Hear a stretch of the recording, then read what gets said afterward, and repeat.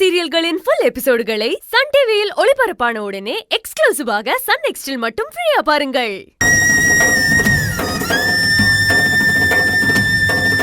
ஏங்க, அப்பா அம்மா இன்னும் சாப்பிடல.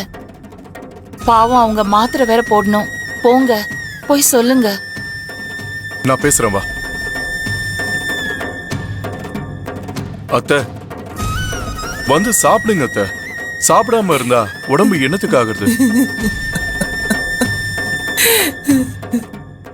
பெரியவனுக்கு என்னாச்சோ ஏதாச்சோன்னு தெரியாம எனக்கு பச்சை தண்ணி கூட இறங்காது. என்னம்மா நீங்க சொன்னா கேட்க மாட்டீங்களா?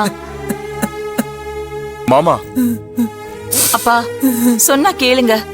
செல்வியும் செல்வியோட அப்பாவும் எப்படியாவது திரும்ப வெளியில கூட்டிட்டு வந்துருவாங்க. முதல்ல வாங்கப்பா, வந்து சாப்பிடுங்கப்பா, மாத்திரை போடலாம். இல்லம்மா, பூஜாவோட வாழ்க்கைக்காக திருவ மனசு கஷ்டப்படுற மாதிரி பேசிட்டேன். ஆனா பிரம்மாவால அவனுக்கு இப்படி ஒரு பிரச்சனை இருக்குன்னு எனக்கு தெரியாம போச்சேம்மா. இன்னும் அந்த போலீஸ்காரன் நம்ம குடும்பத்தை என்னென்ன செய்ய காத்திருக்கானோ தெரியலையே. சம்பந்தி அம்மா, ஒன்னும் கவலைப்படாதீங்க.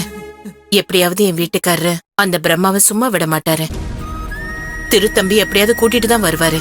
சம்பந்தி அம்மா, நீங்க 2 பேரும் முதல்ல சாப்பிடுங்க. அவரு கூட்டிட்டு வந்துருவாரு. சம்பந்தி வாங்க சாப்பிடலாம். மாத்திரை போடணும்ல. சம்பந்தி அப்பா சொன்னா முதல்ல எந்திரிங்க. சம்பந்தி சொன்னா கேளுங்க. அண்ணே, அண்ணனை பாத்தீங்களா? என்ன சொன்னாங்க அண்ணி? என்னம்மா, என்ன ஆச்சு? ராஜேஸ்வரி, செல்வி ஏதோ பெரிய அதிகாரிகளெல்லாம் பார்த்து பேசி பையனை வெளியே கூட்டிட்டு வரேன்னு சொன்னாலே, அவங்க எல்லாம் வந்தாங்களா? போலீஸ்காரங்க கிட்ட பேசினாங்களா? என்ன சொன்னாங்க? 2 பேர்ல யாராவது ஒருத்தர் பேசுங்களேன். என் புள்ள அங்க எப்படி இருக்கான்? ஆமா, அவ பெரிய மகாராணி பாரு. அவ சொன்னதும் அப்படியே அங்க இருக்கிறவங்க எல்லாம் வரிசையா வந்து நின்னு அவ சொல்றத அப்படியே கேட்டுருவாங்க.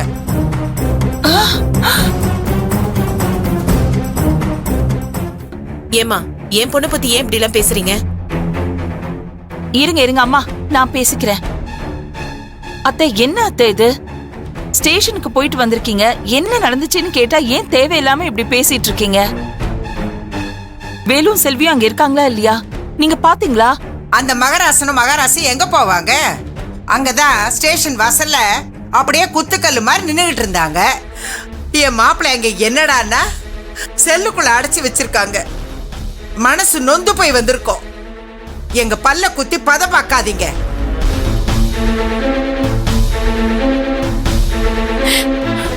இங்க பாருங்க அண்ணி, நான் இப்ப ஒண்ணு சொல்றேன், நல்லா கேட்டுக்கோங்க. என் புருஷனுக்கு இப்படி ஒரு நிலைமை வந்திருக்குன்னா அதுக்கு காரணம் அந்த செல்வியும் இதோ இங்க நிக்கிறாளு இவ்வளவு தான்.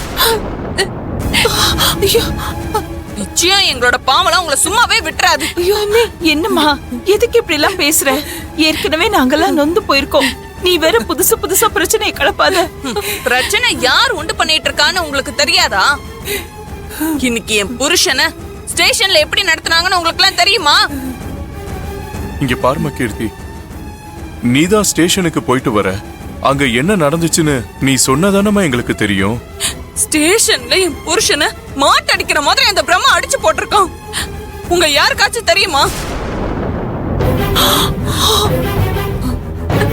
ஐயோ, ஆனா உங்களுக்குலாம் அத பத்தி என்ன கவலை? என்னம்மா சொல்ற? அந்த ஆளு என் தம்பி அடிச்சானா? ஆமா, நான் என்ன பொய்யா சொல்லிட்டு இருக்கேன்? என் புருஷனை இப்படி ஒரு நிலைமையில பார்த்து நான் வயிறு எரிஞ்சு வந்து நின்னுட்டு இருக்கேன். அந்த வேலுவும் செல்வியும் எல்லாத்தையும் நல்லா வேடிக்கை பார்த்துட்டு சந்தோஷமா நின்னுட்டு இருக்காங்க. ஐயோ கீர்த்தி, என்ன சொல்ற? ஐயோ, என் பிள்ளைக்கு என்னாச்சோ இப்படி எல்லாம் சொல்றாங்களே. ஐயோ கடவுளே, நான் என்ன பண்ணுவேன்? மகா மகா, உடனே என்ன தெருக்கிட்ட கூட்டிட்டு போடி. அந்த ஆளு கையில கால விழுந்தாது நம்ம தெருவை கூட்டிட்டு வந்துடலாண்டி. ஐயோ அம்மா, கொஞ்சம் பொறுமையா இருங்கம்மா. எப்படி அந்த போலீஸ்காரன் திருமேல கை வைப்பான்? கடவுளே, அவன் என்ன பாவம் செஞ்சானோ தெரியலையே, இப்படி போய் தண்டனை அனுபவிச்சிட்டு இருக்கான். என் புருஷன் தண்டனை வாங்குறது அவர் செஞ்ச பாவத்துக்காக இல்ல. இதோ நிக்கிறாளே உங்க தங்கச்சி, இவ செஞ்ச பாவத்துக்காக. மறு பேச்சு பேசாம அந்த குடும்பத்துக்கு மருமகளா போயிருந்தானா இவ்ளோ பிரச்சனை வந்திருக்குமா?